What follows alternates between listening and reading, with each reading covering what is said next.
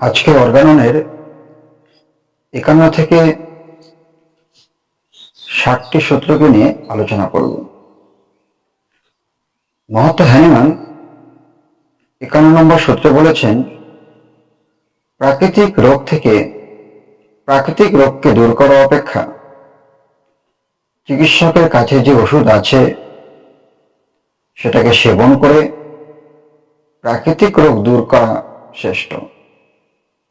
কারণ ওষুধের শক্তি সূক্ষ্ম, তার মাত্রাও অল্প, খেতে কোনো প্রকার কষ্ট নেই, অস্ত্র চিকিৎসা করবার কোনো প্রয়োজন নেই। ওষুধ খেলে রোগ স্থায়ীভাবে আরোগ্য হয়। হ্যানিম্যান তার ৫২ নম্বর সূত্রে বলেছেন, চিকিৎসা প্রধানত দুই প্রকার, একটা হচ্ছে হোমিওপ্যাথিক আর একটি এলোপ্যাথিক। হোমিওপ্যাথি অর্থাৎ সদৃশ বিধান মতে চিকিৎসা, আর এলোপ্যাথি হচ্ছে বৈসদৃক মতে চিকিৎসা। এই দুটো চিকিৎসা হচ্ছে সম্পূর্ণ বিপরীত ধরনের চিকিৎসা। হ্যানিম্যান তার ৫৩ নম্বর সূত্রে বলেছেন, হোমিওপ্যাথি হচ্ছে অভ্রান্ত প্রাকৃতিক নিয়মের উপর প্রতিষ্ঠিত এবং এটা হচ্ছে আরোগ্যের একমাত্র সহজ পথ। হ্যানিম্যান তার ৫৪ নম্বর সূত্রে বলেছেন, এলোপ্যাথিক চিকিৎসায় বিভিন্ন রোগকে বিভিন্ন নামে ডেকে স্থূল মাত্রায় ওষুধকে প্রয়োগ করে রোগকে তাড়ানোর চেষ্টা করা হয়।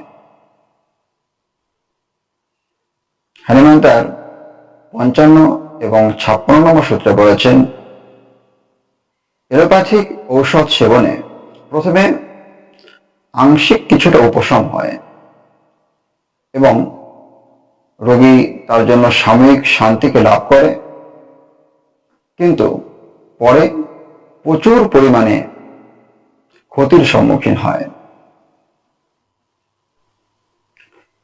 হ্যানিম্যান তার ৫৭ নম্বর সূত্রে বলেছেন, এলোপ্যাথিক চিকিৎসায় রোগের সার্বিক লক্ষণের উপর গুরুত্ব না দিয়ে কেবল একটি বা দুটি লক্ষণের উপরে গুরুত্ব দিয়ে চিকিৎসা করায় রোগের যে অন্যান্য লক্ষণগুলো আছে সেই সমস্ত লক্ষণগুলোকে অবহেলা করা হয়। মহাত্মা হ্যানিম্যান তার ৫৮ নম্বর সূত্রে বলেছেন,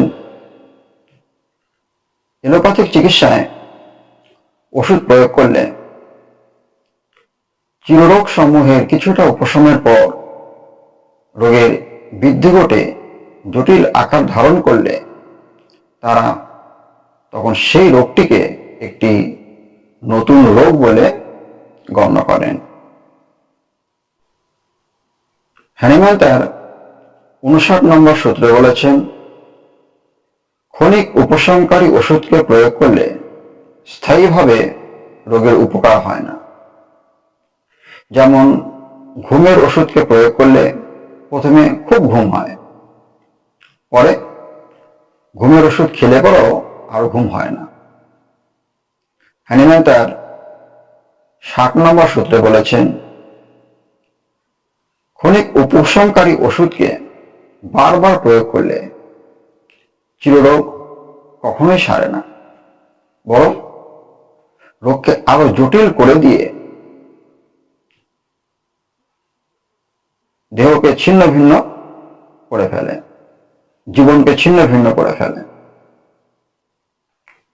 ধন্যবাদ।